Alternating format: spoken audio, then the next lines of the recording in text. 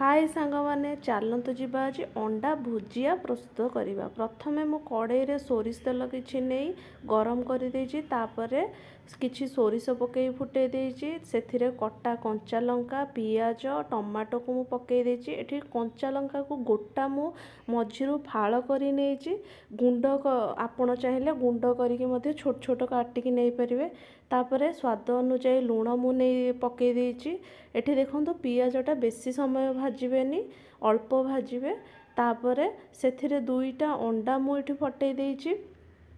आपण चाहेला आपण हिसाब रे अंडा नहीं परिवे, पियाज नहीं परिवे। मुझे दुईटा पियाज नहीं, गोटे टमाटो नहीं, दीटा अंडा नहीं। आउ आधे किछि भी मु मसला ऐड करनी, नॉर्मली खाली हलदी गुंड ऐड करिछि। देखंतु अंडाटा सांगे सांगे पकेइकी ताकू लेउटेबे नाही, कारण अंडाटा पूरा गुंड हो जिवो।